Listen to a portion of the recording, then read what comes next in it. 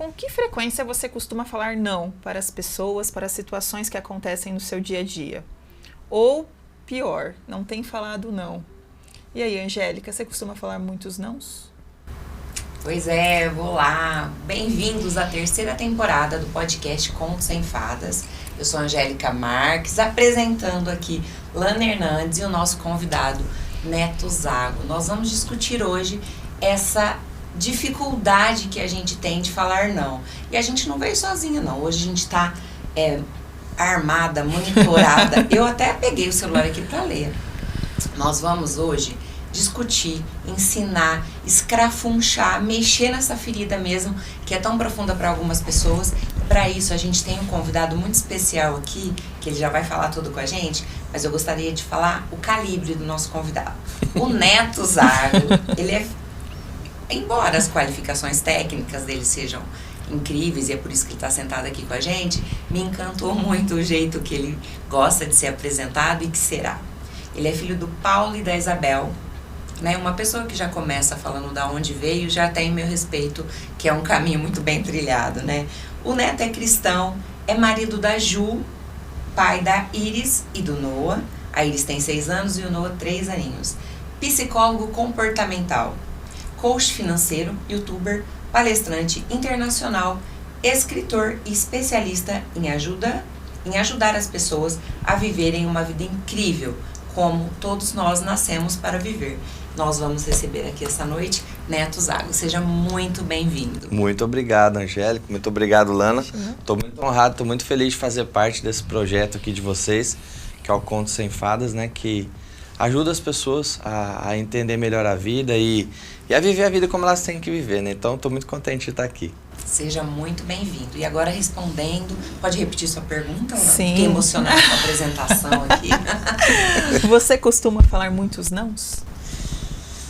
Não. Não. Então, Neto, te chamei aqui hoje Ela por causa própria. Temos um problema então, né, Neto? Temos um problema então aqui hoje. Eu apresentei o Neto como escritor e eu conheci, o Neto é o autor deste livro. Aprendendo a dizer não. E eu li com muito afinco esse livro do Neto, meus parabéns. Muito obrigado. O mercado editorial do Brasil é uma coisa bem complexa, né? Então, escrever um livro já começa sendo um grande desafio. E eu li, Lana, esse livro do Neto e eu gostei muito. Vou deixar depois o link de venda, tudo para vocês, tá? E lendo o seu livro, Neto, eu vi que as minhas dificuldades eram maiores do que eu imaginei. Então, Lana, quando eu li o livro do Neto, eu vi que eu não sei dizer não. Eu digo outras coisas. Eu me justifico a todo momento, assim como vários de nós, né? E eu tenho essa dificuldade em dizer não. Você acha que isso é um traço da nossa geração, Neto? É um traço da nossa condição de mulher? Ou várias pessoas passam por isso, por essa dificuldade?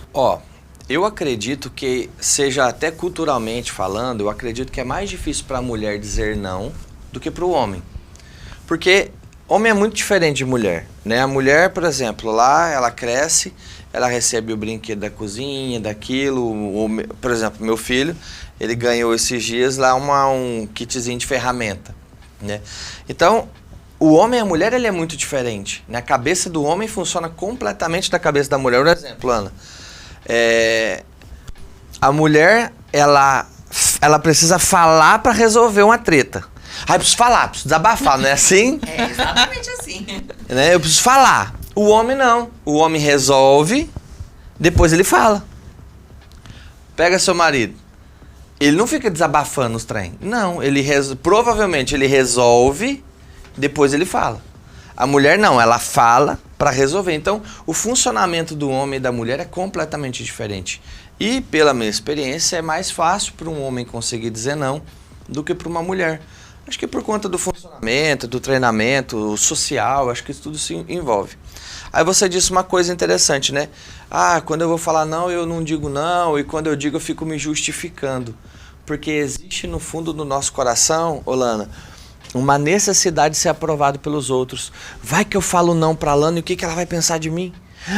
O que ela vai pensar de mim? O que ela vai falar de mim para os outros? E aí muitas vezes quando existe essa preocupação eu acabo me tornando tornando escravo daquela situação, daquela pessoa. E aí é complicado. E assim, o não, eu falo porque eu tenho essa dificuldade e eu sou como a Angélica, né? Eu fico dando 1 milhão de voltas, eu acho que a pessoa entende o não pelo cansaço, né? Dos áudios de 2, 3 minutos.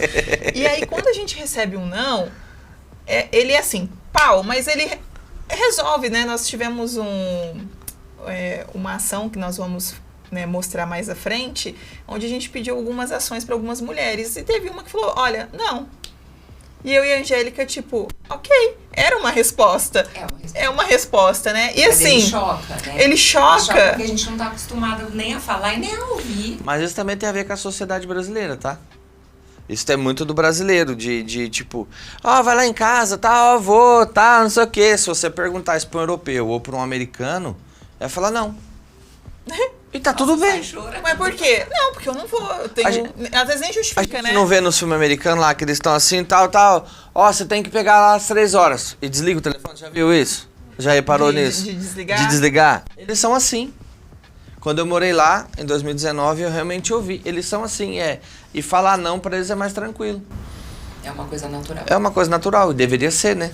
Agora entrando no nosso universo feminino, né, que você confirmou que nós mulheres temos essa dificuldade maior, eu e a Lana, nós estamos emergidas em estudos de temas, em vários assuntos para poder acrescentar mais informação. Agora no terceiro episódio, se preparem que a terceira temporada vem com essa pegada mais um pouco mais pesada em relação a alguns temas, mas um pouco mais alinhada ao propósito. Alinhada ao nosso propósito, que é realmente levar a informação para as mulheres. E dentro desses nossos estudos, Neto, nós assistimos várias séries que envolvem abuso sexual, psicológico, enfim. Então, para alinhar o nosso propósito, para trazer pessoas aqui que conversem com as necessidades íntimas de cada mulher. E nesse primeiro tema que nós decidimos tratar aqui com você, é exatamente a dificuldade desse não, dentro de uma situação de abuso sexual. Não somente sexual, né, importunação sexual, um assédio, mas dentro de quando nós mulheres somos invadidas na nossa intimidade, na nossa integridade sexual, corporal, e a gente tem essa dificuldade de repelir o agressor, repelir o abusador, né? Nas nossas conversas, eu e a Lana, a gente chegou a esse consenso. Nós sofremos, a gente tem um delay aí do momento que a gente começa a ser assediada até o momento que a gente fala, poxa, estou sofrendo assédio, e depois mais ainda dessa decisão de pare, eu não quero que você me toque dessa forma, pare, não fale comigo dessa maneira. Então, é sobre isso que nós vamos tratar aqui essa noite, sobre a dificuldade que a mulher enfrenta na situação de abuso. Você como psicólogo comportamental, como nós te apresentamos, você recebe muitas mulheres nessa situação? Angélica, infelizmente sim. Lana, é assim, assustadora a quantidade de mulheres. O meu público maior é feminino, né? Até porque o homem tem mais dificuldade em pedir ajuda, né? O homem tá morrendo, aí tá amputando a perna, aí ele vai no médico, né? Então, o homem ele tem muito mais dificuldade, a mulher é mais aberta para isso. Então, infelizmente, a quantidade é absurda. É absurda. Eu me lembro de uma garota que eu atendi e ela tava na beira do rio com a família. E aí o abusador levou ela para um outro lugar ali, era uma pessoa próxima. E geralmente o abusador, ele é uma pessoa próxima da família, geralmente, porque para ter acesso à criança ou àquele adolescente. E aí ali ele fez o que não deveria ter feito, né? E ela falava, para, tá doendo. E ele continuou fazendo, né? Então assim, ela tentou, mas ela tinha só 4 anos de idade. Meu Deus. Entende? Então... E aí ela foi levada ou foi anos depois que ela te procurou? Não. Ela tinha 4 anos, aí quando eu atendi ela tinha na faixa dos seus 30 alguma coisa. Nossa, ela ficou com essa ferida aberta, sangrando por todo esse... Por 26, 27 anos. Isso impactou no desenrolar da infância, da adolescência dela, de que forma, Neto? Em tudo, porque o que acontece, Lano? quando acontece um abuso, acontecem isso, claro, quando a gente fala de vida emocional, Angélica, nem sempre 1 mais 1 é 2, tá? Tipo, vamos supor Não é receita que de você bolo. passou por a mesma coisa que a Angélica, vocês vão reagir de forma completamente diferente, tá? Algumas coisas vão ser similares, outras não. Então, por exemplo, uma das coisas que acontece, essa pessoa começa a se sentir culpada, ela se sente suja, ela muitas vezes acredita que ela merece aquele tipo de coisa, porque o abusador muitas vezes ele vai dizer coisas para essa mulher, tipo, se você contar para alguém eu mato o seu irmãozinho, se você contar para alguém eu mato a sua mãe. E aí muitas vezes essa criança entra em descrédito. Mas vocês querem ouvir um trem assustador? A maior parte das crianças que são abusadas tem treta com o pai. Parece loucura isso, né? Sim. Eu tava falando pra você, antes da gente começar as gravações aqui, de um pastor que ele chama Anderson Silva. Ele é bem polêmico, mas ele trata muito essa questão de abuso, ele expõe mesmo os abusadores, ele trabalha muito dentro do âmbito religioso, de pastores que abusam de seus fiéis, porque usam muitas vezes aquele cargo, aquela posição, e ele fala muito sobre isso. E ele postou um vídeo de um serial killer americano que abusava e matava as crianças. E ele falou assim, eu selecionava as minhas vítimas, a maior parte delas não tinham pai. Porque um homem forte, ele protege a família. Um homem forte, ele protege a sua casa, os seus filhos. Quando essa figura masculina sai, porque a mulher tem um papel dentro do lar, o homem tem outro. Quando esse homem sai, ele dá muitas vezes abertura. E quase todas essas minhas pacientes que foram abusadas, ou tinham um pai distante, ou era um pai que não era presente, ou não tinha o pai presente, ou era por divórcio, ou o pai tinha morrido, alguma coisa do tipo. Aí o abusador Quase encontra todas. uma vulnerabilidade. Uma vulnerabilidade. Aonde que fica mais fácil de inserir, né, essa tristeza dentro Exatamente. da vida de uma pessoa. Então é uma coisa assustadora. Então assim, é um alerta aqui para você mulher, né, que está assistindo, que eu sei que é o grande público-alvo desse podcast aqui é mulher. Cuidado com o homem que você vai se relacionar. Cuidado com quem você vai se relacionar na sua vida, porque você pode estar trazendo um bosta, desculpa a expressão, mas é a realidade.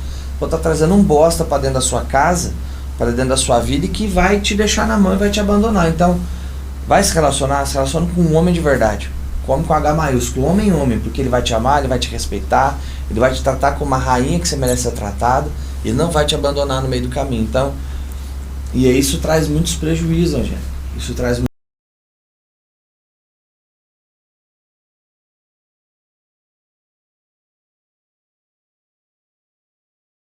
por ter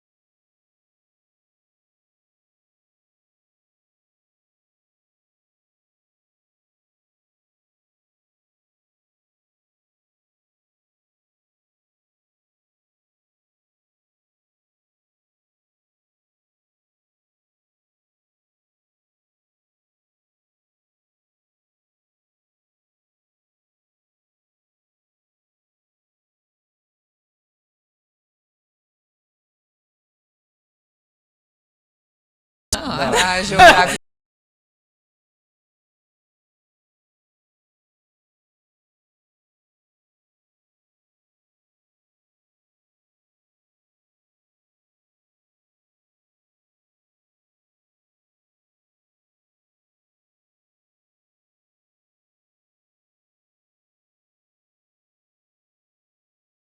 Eu nem sei, tem outras cores de Preta, Ferrari. preta. Ah, pode ser Top, preta, então. top. Preta é top. Então vai, vamos no preto. Aí vocês ligam uma pra outra e falam assim, bora bater 400 km por hora aqui nessa Ferrari, bora. Pá! Vocês vão trombar, óbvio. Vocês vão trombar em alguém.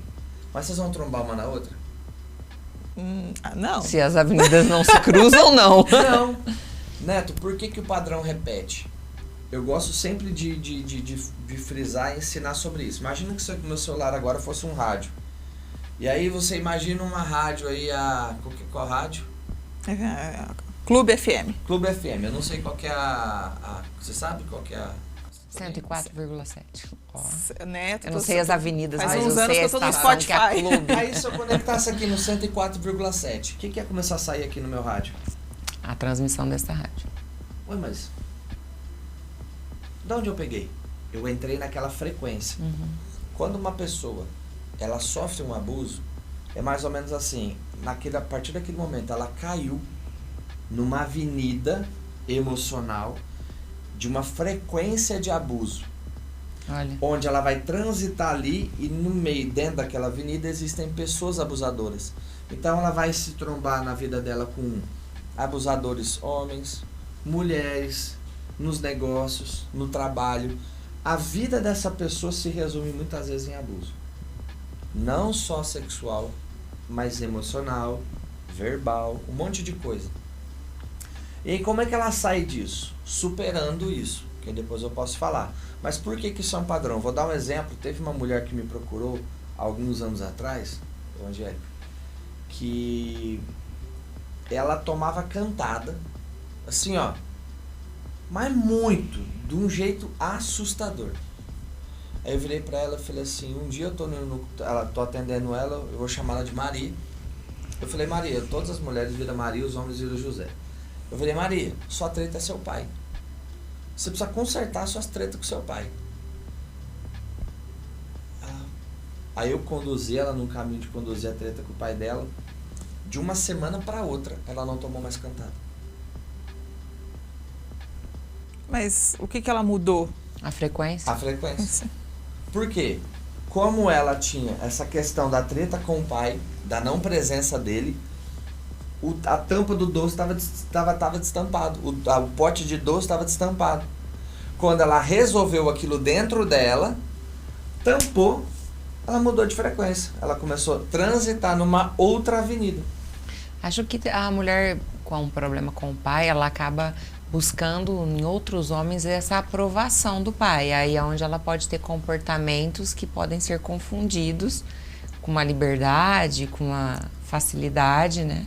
Eu lembro, Neto, Talvez. que eu vi um documentário que eu gosto muito desse universo de boa forma, se alimentar de uma forma saudável e tudo mais. Preciso disso. E aí eles estavam entrevistando, né, um grupo de mulheres com obesidade, né, e querendo entender, porque o processo de você fazer essa reeducação alimentar é de dentro para fora. É você entender e compreender alguns atos, né, algumas compulsões suas. E aí foram detectados um grupo de mulheres que não tinham, por exemplo, na família pessoas gordinhas, acima do peso, né? Pelo contrário, tinham pessoas que praticavam atividade física, cuidavam da alimentação, né? Eu lembro que tinha uma moça que a mãe falava assim, olha, eu não entendo, todo mundo come saudável aqui em casa, todo mundo faz atividade, e ela começou, né, na adolescência a ter essa compulsão alimentar. E aí um grupo, né, aí tinha médicos, psicólogos, psiquiatras, identificou que ela sofreu um abuso e ela falou que a forma dela se proteger para que aquilo não acontecesse novamente, ela era adotar uma outra forma física. Eu vou comer, vou ficar gordo, vou ficar feia. E ninguém vai olhar para mim, entendeu? Então olha o perigo. E ela não conseguiu contar para ninguém da família, né? Foi uma pessoa da família que cometeu o abuso. E ela se sentiu culpada, por exemplo, com a roupa que ela estava usando no dia, né? Ela era uma criança, adolescente, magra relativamente e tal. E aí, depois daquilo, ela começou. A comida, ela também tem aquela questão de acalentar, né? Então, eu acho que juntou a dor da situação e ela usou o comer como estratégia para se esconder de possíveis abusadores. E ela ficou assim, ela chegou a pesar mais de 200 quilos, sabe? Foi uma transformação assim absurda. Então, olha a importância de saber falar e não só o não, né? Você compartilhar isso, porque ela sofreu a adolescência toda, né? Se privou porque não foi para a faculdade, não saía, não tinha uma vida social, só comia. Os impactos do abuso, eles são... Vocês já assistiram aquele Dr. Now, lá, que os Mortais? Oxi! Já assistiu? Eu vejo alguns Eu e a gente, recortes. às vezes, assiste comendo. Muita contradição, né? É hipocrisia. Mas você sabe que quando hipocrisia. eu usava de estratégia quando eu tava um pouco ansiosa, assim, né? Eu já colocava lá porque aquilo me parava na hora, sabe? Você já encosta. Eu e a Ju, não, estamos longe ainda, a gente pode comer. Quanto que é? 200? Não, ainda Ixi, metade. Metade ainda. É brincadeiras à parte. Se você for ver lá, eles contam, né, como é que tá a história. Tem uma parte que começa uma musiquinha. E aí começa a contar da infância, começa a mostrar as fotos. Quase todos eles tiveram treta com o pai, com a mãe, droga e abuso. Todos. Começa a assistir, como é a minha vibe, né, eu presto atenção em detalhes que outras pessoas não prestam. Então eu consegui assimilando isso. Praticamente, se não for, não vamos colocar 100% para não errar, mas abuso, o pai que era violento, ou um padrasto que entrou que era violento, ou a mãe que trocou a atenção do filho para um padrasto. Então, sempre tem uma disfunção familiar. Então, a família é muito importante. E quando a gente tem esse monte de treta na família, aquela pessoa se torna vulnerável. A vulnerabilidade eu acho que é a grande vilã, né, da vítima, né? A vilã não, a vulnerabilidade é a porta, né, que entra esses abusos. Você falou de família, Neto, e para a gente organizar aqui nossas ideias, porque é um assunto tão... Não pode nem colocar que é rico, né, porque é um assunto paupérrimo emocionalmente para falar, é bem complexo. Não, mas eu acho que é muito importante você estar falando isso, porque muitas mulheres são abusadas. Sim. E para a gente começar, pelo menos, começar esse desenrolar, quando você puxa a questão, a família é muito importante, vamos voltar na questão do abuso e da proteção da família. Como que a gente aborda, nós que somos mães, uma escuta ativa, uma escuta responsável para uma criança? O que uma mãe tem que prestar atenção se o filho está falando, se ele não gosta de um tio, se ele não quer ir na casa de um avô? O que nós, mães, podemos observar em uma criança para acender o nosso alerta? Porque se os abusadores são pessoas próximas, a gente precisa começar a olhar para as pessoas próximas. Quais são os sinais, Neto, que a família, que a mãe... O que a criança faz que é gritando que a mãe não vê? Posso ir antes disso, para te dar essa resposta? Manda. Ontem ainda, lá em casa, a gente estava dando banho nas crianças, estava se arrumando para ir para a igreja, e a Ju falou assim, quem que pode pôr a mão no seu bumbum? Só o papai e a mamãe. Quem que pode pôr a mão na perereca? Ah, só o papai. A Ju orienta isso. Por quê? Mais ninguém. E se alguém de fora querer colocar? Conta pra mamãe. Então assim, ela treinou a eles a saber, bom, se alguém colocar, eu vou contar pra minha mãe. Então uma coisa muito importante é treine o seu filho e a sua filha para que ele saiba que aquilo é errado. Por quê? Quando eu ouvi isso na faculdade, pareceu um absurdo. E vai parecer um absurdo, mas calma que deixa eu finalizar. A gente desenrola. Vamos te dar chance de desenrolar. Vamos pegar uma menina que está sendo abusada aí com uma determinada idade. Tomou um abuso com 10 anos de idade, 8, 9 anos de idade. Ela já tem todas as terminações nervosas no órgão genital dela, sim ou não? Sim. E vamos supor que ela não saiba, que ela não tenha o conhecimento que aquilo é errado. Vamos partir desse pressuposto, que acontece em muitos casos. É bom ou ruim? Bom. É bom? Bom. Por quê? Mexeu ali no órgão genital, tudo.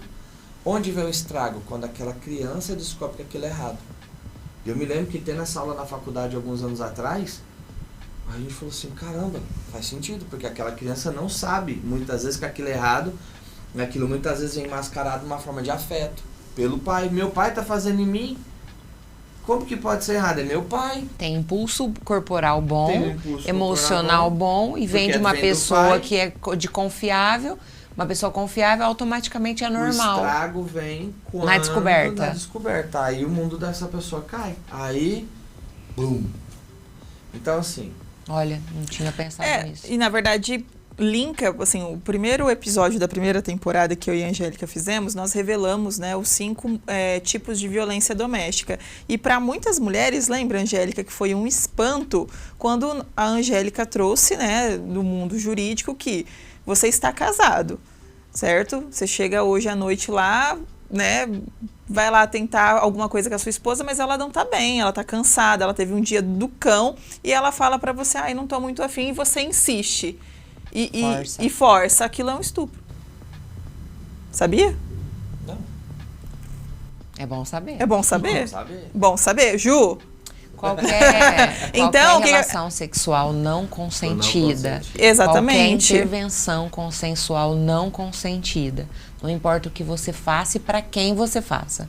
Se não for consentida, é violação sexual.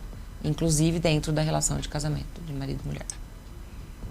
E aí, nós ficamos, assim, assustadas após esse episódio ir ao ar, o tanto de mulheres que chegaram até nós e falaram, poxa, então... Eu torço que esse episódio, quando ele for pro ar, ele alcance muita gente que passa por isso, porque eu quero dar umas dicas. Dicas não, né? Eu quero ensinar algumas coisas que vão mudar, porque não dá pra gente apertar um botão e voltar lá quando essa mulher tinha 10 anos de idade. Ou esse homem também, porque muitos homens são abusados. E voltar lá quando tinha 5 anos de idade, 4 anos de idade. Não dá. Podia a dar, gente tem né? que arrumar. Mas não dá, mas tem que arrumar. Então eu vou ensinar algumas coisas de como arrumar.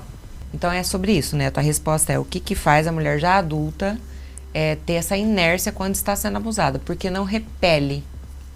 Por que a gente não consegue repelir? O que está quebrado? O que está quebrado? Eu acredito que 3 coisas. Identidade, autoimagem e autoestima. O que é identidade? É quem eu sou. E quando isso se quebra, quando eu não sei quem eu sou, eu acabo aceitando qualquer coisa. Autoimagem é como eu me vejo. E a maior parte das pessoas, Lana, se você colocar um espelho na frente delas, onde elas vissem a própria alma delas, se elas se enxergassem por dentro, a maior parte das pessoas, Angélica, tem uma visão negativa a respeito de si própria. Por frases do pai e da mãe, por frases faladas por pessoas de autoridade. Um exemplo, filho, você só dá trabalho, me arrependo de ter tido você. Uma criança, por exemplo, faz um negócio de errado, aí o pai e a mãe cheio de sabedoria, cheio de amor pra dar. Você faz tudo errado, menina burra, menino burro. Mãe, tirei 9, não podia ter tirado 10?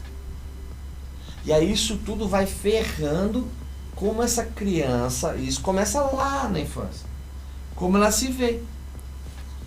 As convicções que ela vai criando de si mesma. Exatamente. E o que é autoestima? Inclusive essa semana eu estou falando sobre autoestima no meu canal do YouTube, que é o Minutos de Restauração. O que é autoestima? É o que eu sinto quando eu olho para dentro de mim. A autoimagem é o que eu vejo de mim. A autoestima é o que eu sinto com o que eu tô vendo. E aí você perguntou, o que está quebrado, Neto? Identidade, autoimagem e autoestima. Quando isso está quebrado, isso vai quebrando um monte de outras coisas. Um monte de outras coisas. Um exemplo, uma pessoa, a gente está tratando sobre esse assunto aqui, uma menina que foi abusada. O emocional dela está em ordem? Nossa, pelo amor de Deus. Não tá.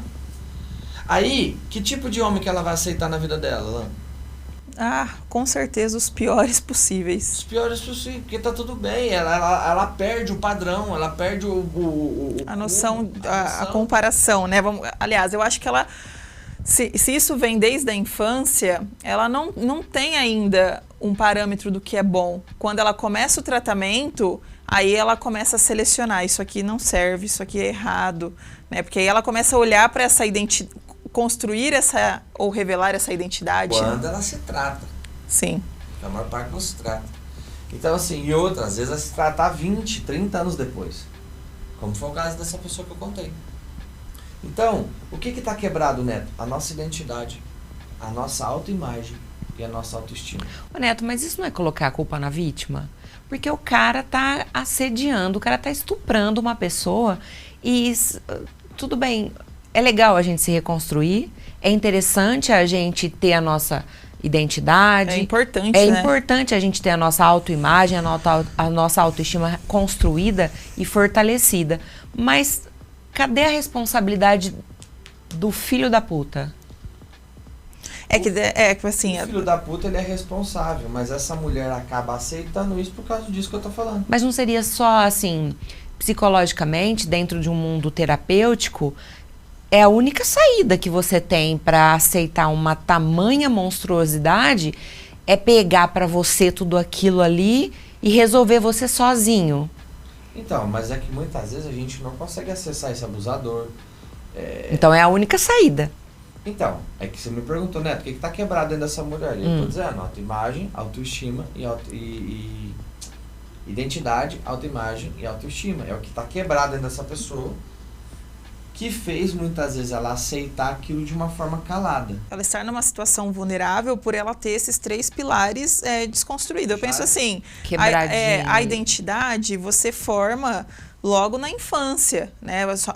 Porque assim, somos moldados pelo nosso ambiente familiar, depois para a sociedade, né? Então, até quando a gente linkou aquele lance lá do racismo, do preconceito. Você já viu criança preconceituosa? Não tem. Por quê? Ela está formando ali, ela está copiando ainda a ambiência dela. Se ela vive num ambiente tóxico, preconceituoso, racista, ela tem grandes chances de se tornar quando ela for para a sociedade. E o ambiente que vai formando essa mulher que, vamos colocar, nós usamos assim, o que está quebrado, que ela está passando por uma violência, por um abuso e não consegue falar não. Essa identidade provavelmente está distorcida, ela nunca teve contato. Essa autoimagem que ela enxerga, às vezes ela está vendo uma água turva, né? E ela não tem um pingo de estima. Então, assim, o estar sendo abusado muitas vezes se mantém porque é a única forma e contato de carinho que essa mulher talvez imagine que ela esteja recebendo. E não é. Aí, quando ela cai a ficha, vai buscar um terapeuta, né? Vai buscar uma ajuda profissional, né? Às vezes nem chega a ser no psicólogo. O psicólogo vem depois, né, Neto? Às vezes é o quê? Uma amiga. Às vezes é na igreja, né? Tendo uma conversa. Isso que é importante, porque às vezes, Angélica, você está atendendo uma mulher lá e o seu papel quanto profissional, ele tem que ir tão além, às vezes, da sua profissão, que é falar isso é seu direito, isso não é, porque você se torna a porta para ela ir buscar uma ajuda. Você acaba falando, olha, primeiro ponto, vamos reconstruir essa mulher aí. Você já pensou em buscar ajuda, terapia, né? Você vai ser a porta-voz daquela mulher, vai tirar aquela venda dos olhos, né?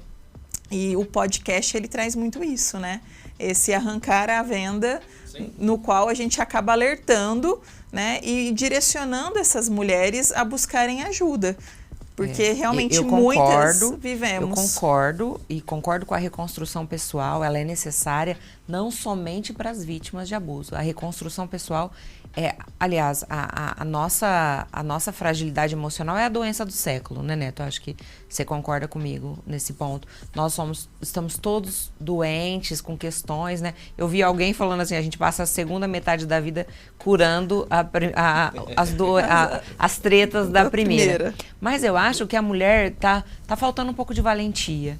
Porque é muito interessante a gente se cuidar. Interessante não, é necessário, vital a gente se cuidar por dentro. Mas eu acho que a mulher vítima, ela precisa de um pouco mais do que o cuidado. Sou super a favor do MMA para as mulheres.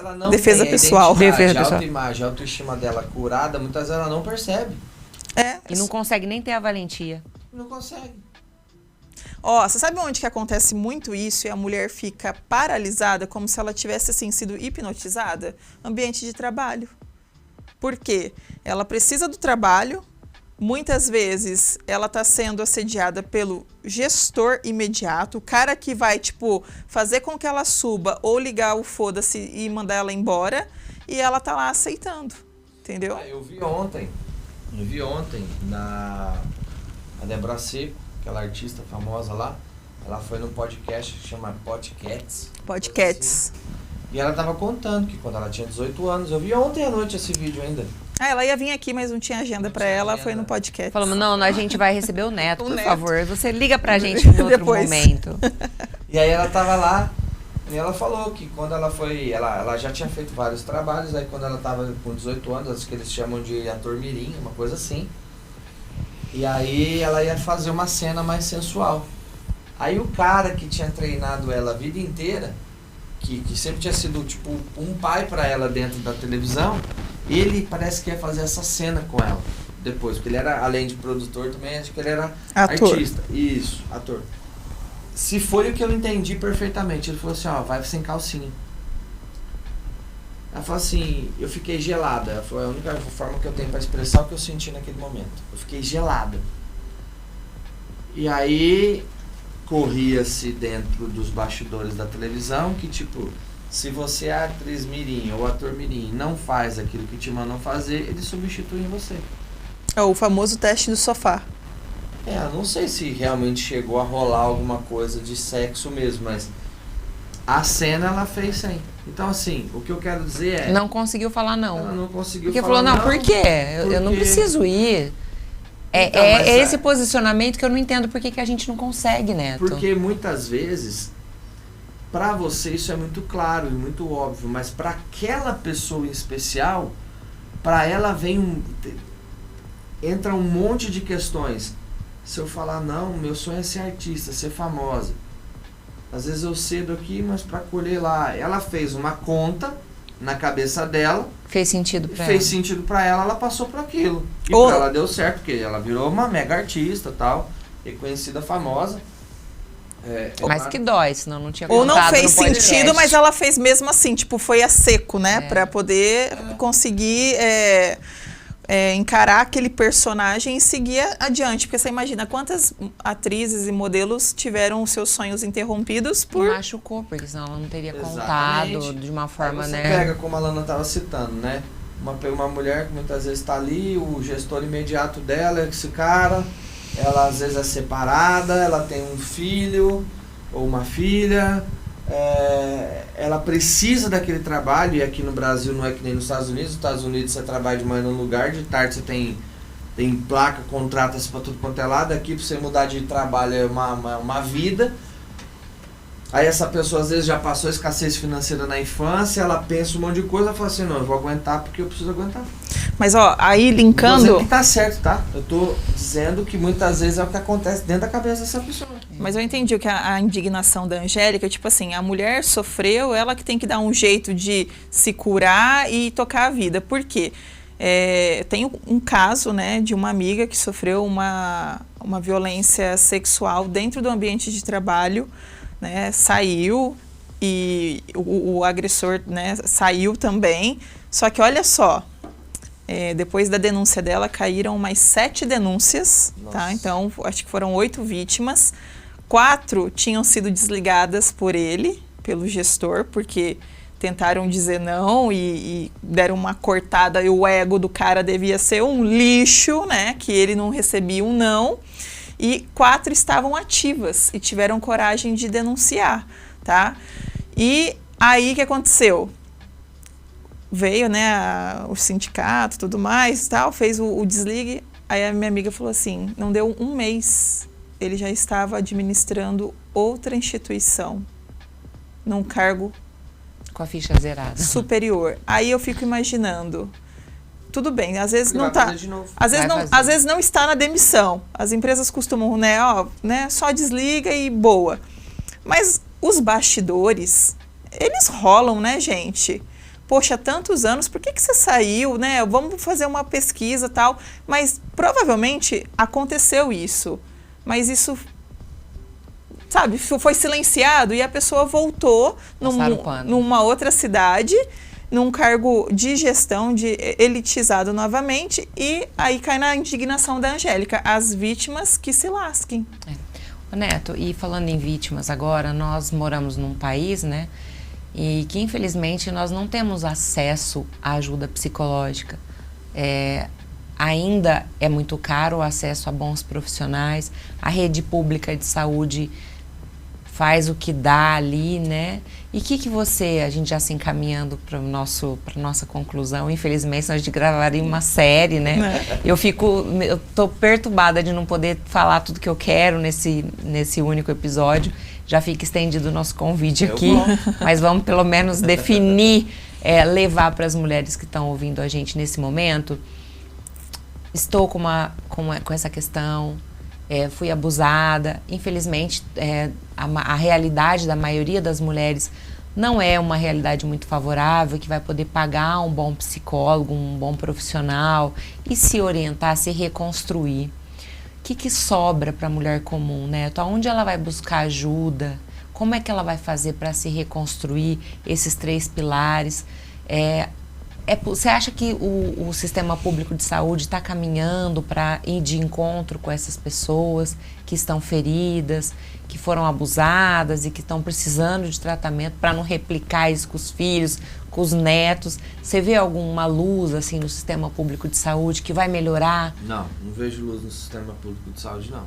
Não vejo, não estou falando mal, mas eu não vejo, porque podem ter ações, né? Mas essas coisas, como a Lana disse, o cara fez uma atrocidade aqui e no mês seguinte ele estava fazendo em outro lugar.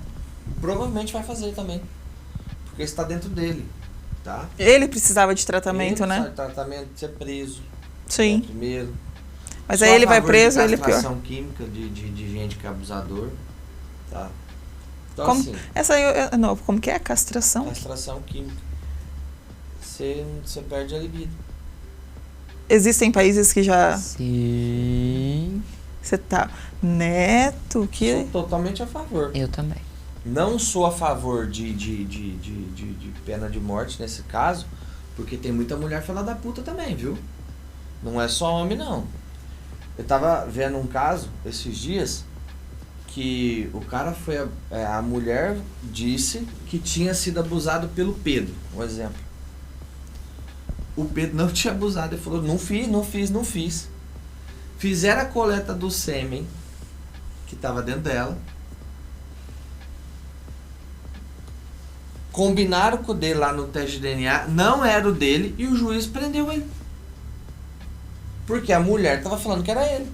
Então tem muita fila da putagem nisso aí também, nesse sentido de tipo assim, desculpa a expressão, mas é a única que eu consigo achar. Tipo assim, tem mulher sacana. Claro que é a grande minoria. Nossa, mas tem.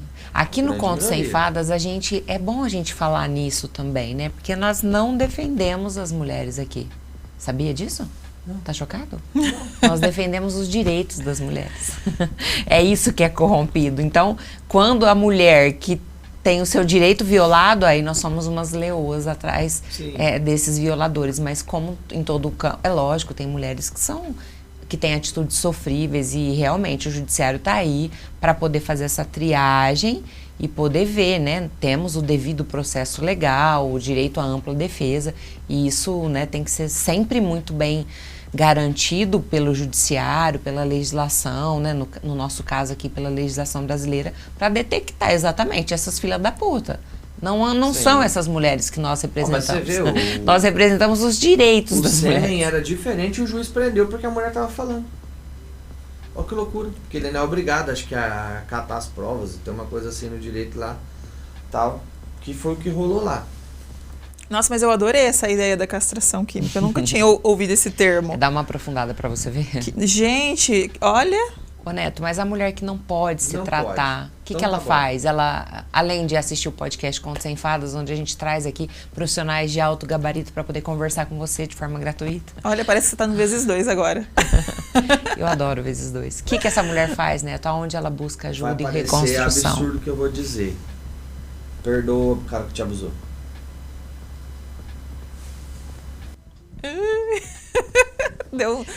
Lembrei da série. A gente não tem outra saída. A gente precisa se curar dessa forma. É a única ferramenta que tem. Não dá pra gente pegar um controle remoto, apertar um botão e voltar. Não dá. É verdade. O que é o perdão, Lana? As pessoas fazem muita confusão com o perdão. Eu feri você, vai. Joguei o pior que eu tinha em você, pega. Ótimo, é meu.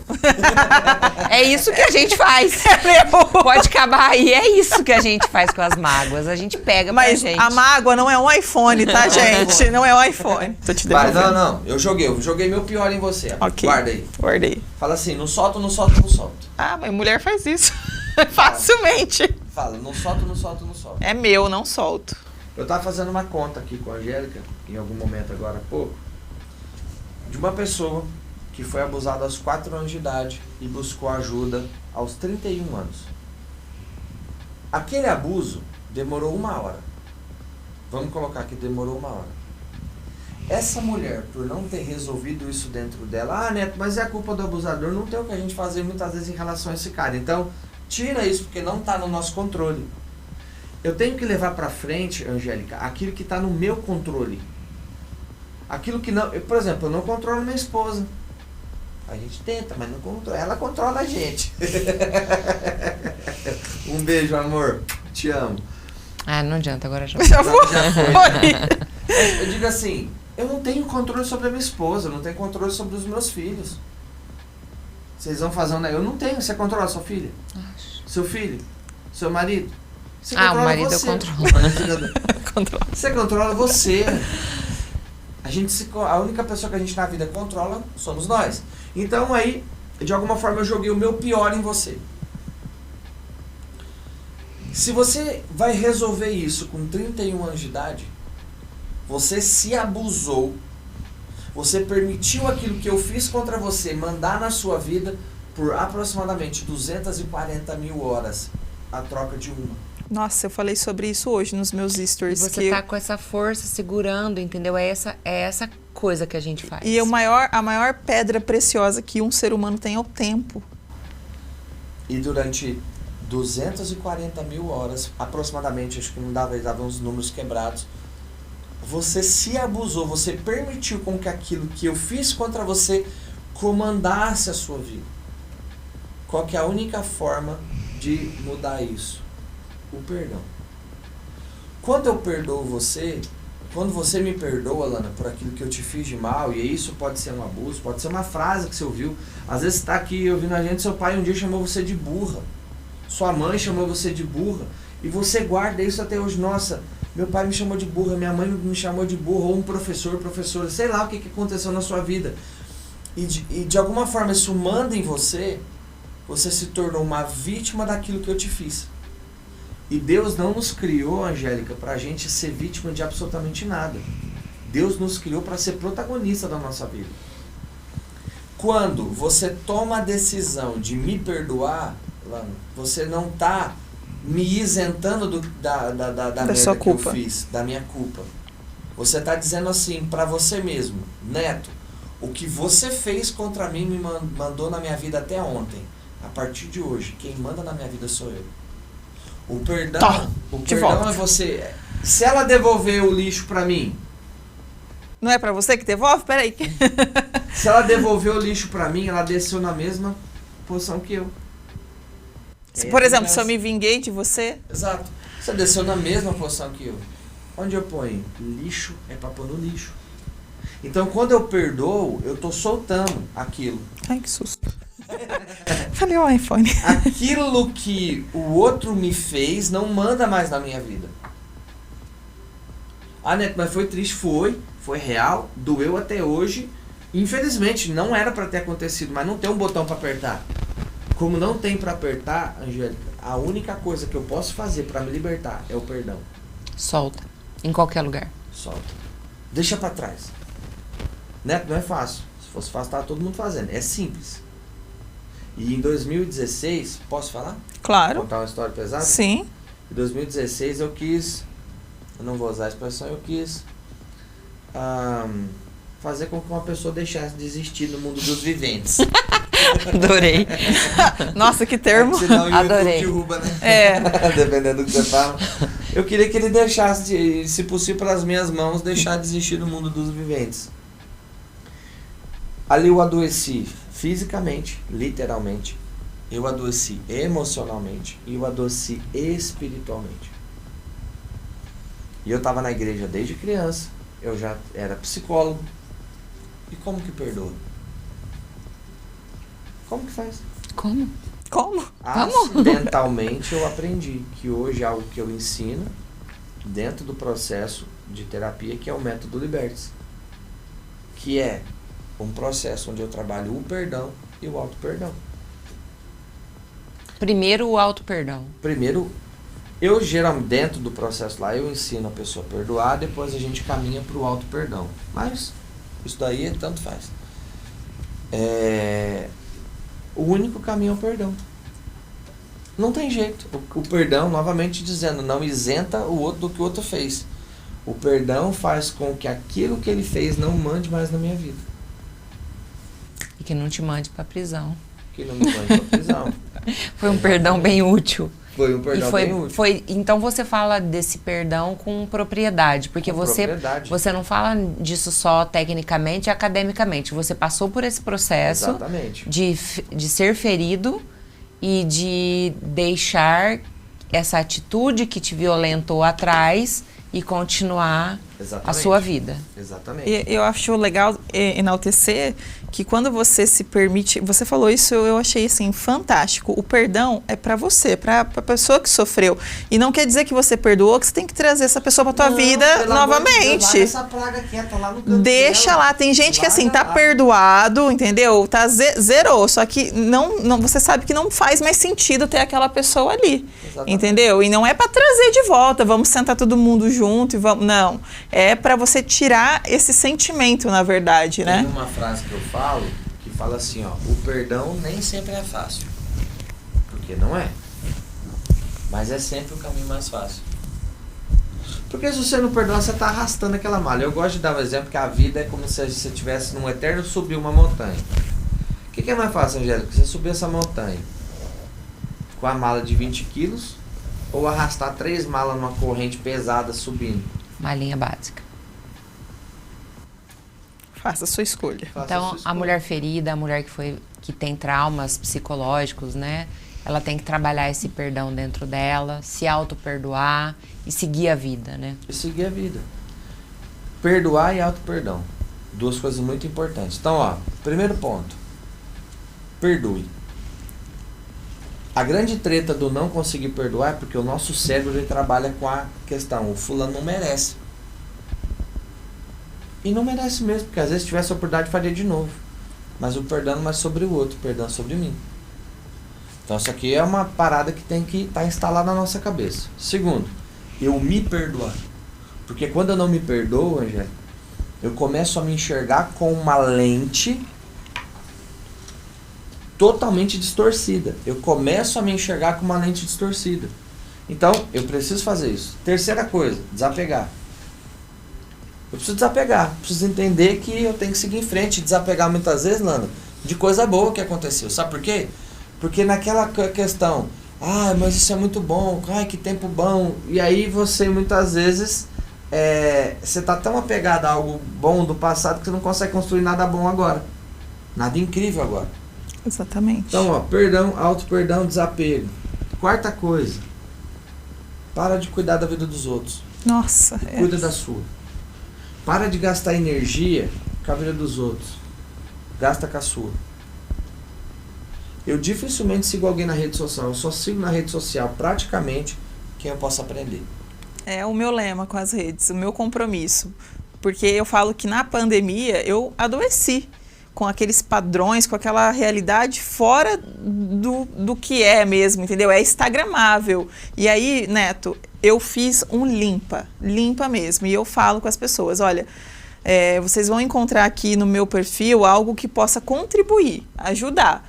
Se for algo inútil, eu nem me atrevo, né? Tanto que, assim, às vezes a gente posta alguma coisa, foi viajar tal, a pessoa posta mais. Não, porque eu não sou guia turística. Eu não trabalho com a agência de com turismo. Posso, às vezes, dar uma indicação, igual eu fui num museu em Santos, que a entrada era gratuita, tem uma cafeteria legal, poxa, um passeio cultural com 0 custo, né? Aí eu indico. Agora, não vai agregar, entendeu? Porque muitas vezes o que está por trás dali não vai te trazer nenhuma mensagem positiva. E tem muitas mulheres que estão cuidando da vida da outra, se alimentando de coisas tóxicas e estão vivendo um puta de um relacionamento abusivo tóxico e não consegue sair disso. Então, realmente, né, vamos rever tudo isso, porque vamos ter que dar um jeito nisso, né? Porque a questão pública a gente sabe que vai ter uma fila aí, né? Não vai ter muito jeito. Contar com ajuda, não dá para contar, né? No Brasil não dá. E a quinta coisa é se conectar com Deus. E aqui eu não estou falando sobre qual religião você vai seguir. Tá? Seu Deus é uma árvore, que se conecta com ela. Então, por quê, Neto? Porque é o seguinte, todas as civilizações, desde que o mundo é mundo, tratam sobre o assunto de espiritualidade. Ou seja, Deus só pode existir. Ah, Neto, como é que você garante que Deus existe? Ué, olha para uma folha. Olha o que tem. Ela é verde, não é? Aham. Quem falou que ela tinha que ser verde? Ah, clorofila. Ela é verde por causa da clorofila. Quem falou que a clorofila tinha que ser verde? Quem falou que aquele gene, aquele DNA tinha que funcionar exatamente daquele jeito? Quando você olha para a perfeição do universo, fala assim, cara, alguém criou isso aí. A lua está na distância certinha. O sol está na distância certinha. As marés, tudo funciona. Só dá pau quando o homem põe a mão. É verdade. Tudo funciona. Só dá pau quando o homem põe a mão. Existe alguém. Eu gosto de chamar esse alguém de Jesus. Então, se conecte com Deus. Por quê? A espiritualidade ajuda. Inclusive, tem várias pesquisas sérias. Inclusive, eu já vi isso no Fantástico umas 2, 3 vezes. Que no centro de tratamento, pessoas que têm fé se recuperam mais rápido. Se curam mais rápido. Vocês já viram esse tipo de pesquisa? É real, funciona. Eu tenho uma experiência particular com Deus. Então, assim, mas o que tem a ver, Neto? Você não é psicólogo? Eu sou psicólogo, não burro. Então, assim, eu acredito que Deus existe de verdade. Né? Porque, na minha cabeça, quem não acredita em Deus tem mais fé que eu. Porque acreditar que tudo tá aí sem ninguém ter colocado a mão, tem que ter muita fé. Então, mas eu respeito quem não acredita.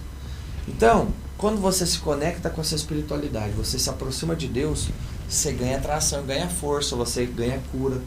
Cara, muita coisa começa a mudar na sua vida. Então, esses 5 conselhos: perdoa, se perdoa, desapega, para de cuidar da vida dos outros, cuida da sua e se conecta com Deus.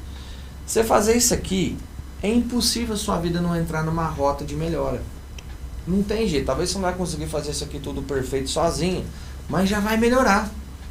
Não tem como ficar no lugar, né? Não vai ficar no mesmo lugar, vai melhorar. Então esse é o meu conselho. E é com esse conselho maravilhoso, inspirador, que nós ficamos aqui com o primeiro episódio da terceira temporada. Infelizmente. Chorando! Infelizmente. Cuida da sua vida, se ame, se conecte com Deus, que é muito interessante isso. Procure ajuda, procure informação. Hoje em dia a internet é uma terra com muita coisa ruim, mas é uma terra com muita coisa boa também, onde a gente pode procurar, onde a gente pode assistir, onde a gente pode, como por exemplo aqui nesse podcast, onde a gente pode buscar alternativas. Tem o canal do Neto no YouTube também, onde ele traz pílulas de autoconhecimento, que é muito bom, muito produtivo. E eu gostaria de agradecer imensamente a sua participação aqui, que trouxe pra gente tantas reflexões. Você se espantou com o fim do episódio, mas eu e a Lana, pra gente encontrar paz, né, em trazer assuntos tão complexos aqui e não poder exaurir todos, a gente chegou a essa conclusão e a gente queria contar para vocês. A nossa missão aqui no Contos Sem Fadas é levantar. Nós vamos levantar questões, levantar intrigas, pulguinhas atrás da orelha, para que cada uma de vocês que nos assistem possa buscar a verdade dentro do que nós falamos, mas dentro de você, alguma sementinha ser plantada e você, dentro da sua realidade, poder desenvolver isso, porque ninguém traz a verdade absoluta. Nós estamos aqui só para levantar questões. Nós encontramos a nossa paz assim, porque não dá para entregar tudo, infelizmente. Muito, muito obrigada. Fala um pouquinho desse maravilhoso aí que eu tenho em casa e recomendo muito. Eu vou dar esse aqui de presente para alguém que está nos assistindo aqui. Como que você vai fazer para ganhar? Não combinei isso com as meninas, elas estão só ouvindo agora. Você vai ganhar esse livro. Para você ganhar, você vai entrar em contato no Instagram delas, lá no Contos Sem Fadas, e você vai contar para elas por que você merece ganhar esse livro. Ai, genial, amei. Você vai contar e aí elas vão escolher alguém lá. Ai, mas ninguém vai me escolher. Não mesmo. Se você não mandar mensagem lá, ninguém vai te escolher. Então, você correr esse risco bom de ganhar esse livro, e aí depois vocês descobrem como é que vocês vão mandar. Eu vou participar então, hein? Eu quero o livro. Eu quero história boa, hein, gente? Conta ai. pra mim por que você merece aprender a dizer não. A resposta vai estar lá pra você. E aí as meninas vão escolher aí quem vai ser o ganhador ou ganhadora. Então, uma pra você de presente. Já ganhei, meu Deus. Olha só, é o que próximo. Você já tem, então você pode presentear alguém com esse. E esse aqui pode ser seu, tá bom? Então, tamo junto. E se você quiser comprar o seu exemplar, o seu livro, eu consigo te enviar para qualquer lugar do Brasil por apenas R$ 39,00. Você pode me achar no meu Instagram, posso falar? Claro. Opa, ele vai estar aqui na nossa tela aqui. também, mas pode falar. @netozago psicólogo, tá? Você me chama lá no direct por R$ 39,00. Você pode fazer no cartão ou via Pix. Eu despacho para você. Se você mora no Amazonas ou no Rio Grande do Sul, eu consigo despachar para você, certo? E com certeza esse livro aqui vai fazer a diferença na sua vida, porque ele é cheio de tarefas, tá?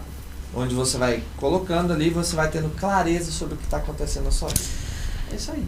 Bom, Quer se despedir, querida? vou me despedir e já usando aqui a capa do Neto. Neto, primeiramente eu queria falar que foi um enorme prazer te reencontrar.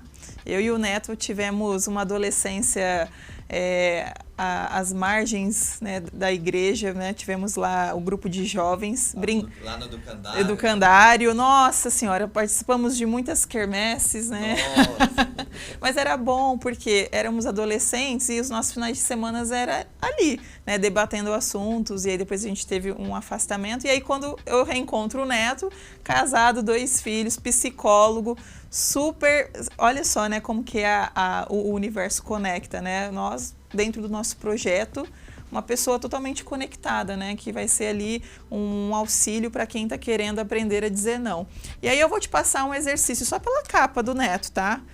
Essa semana ou esse mês você vai, né, fazer o quê? Você vai ter que falar essas frases. Eu não vou, eu não quero, eu não aceito, eu não posso, não faz sentido para mim e eu não concordo. Trabalhe essas frases. Depois a gente conversa se a vida ficou mais fácil. Esse foi o nosso episódio. Muito obrigada pela sua presença. Deixe o seu comentário, a sua dúvida. Nós vamos encaminhar para o Neto. O Neto agora ele vai seguir o nosso podcast, tá? O nosso Instagram. Você falou que só segue o que faz sentido. Então, por favor. Sim. E iremos aqui ter com certeza um segundo episódio porque fez total sentido. Um super beijo. Fiquem com Deus e aprendam a dizer não. Sabe por quê? Porque não dizer não, quando necessário, vai lhe custar mais caro do que você já imaginou pagar. Tchau.